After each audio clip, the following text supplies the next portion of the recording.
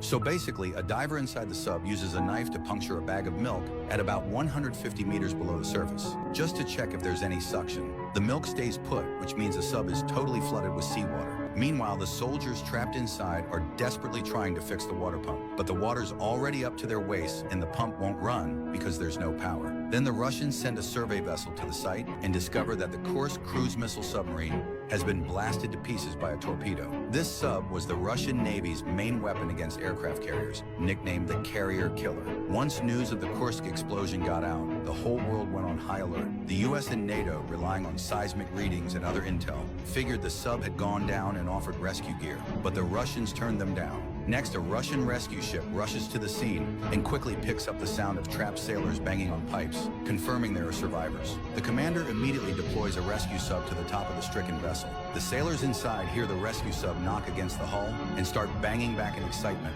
But after just 10 minutes, everything goes quiet. Turns out the rescue sub had to surface because of low power. Their hopes are dashed again. As the soldiers get restless, the commander tells everyone to calm down to save precious time. With the water level rising, they have no choice but to go back into the flooded compartment, number 8, to grab fuel and get the pump running. The commander and one soldier dive into compartment number 8, opening cabinets one by one to find a Liao box. After 3 minutes, the commander finally locates it, but his comrade is knocked out by the icy water. Holding his breath for ages, the commander manages to drag him back to compartment number 9 and brings the fuel rods too. With those rods, they can restart the pump, secure enough oxygen, and wait for rescue. One soldier carefully places the fuel into the starter device, super cautious because water could cause an explosion, and at last they get the pump going. 12 hours later, the rescue sub comes down again, but when they try to dock with the hatch, a worn-out seal causes it to fail. One more time, the sailors' hopes rise and fall. Cold and hunger are taking their toll, and some can barely move. Then, right in the middle of loading more fuel rods, something unexpected happens.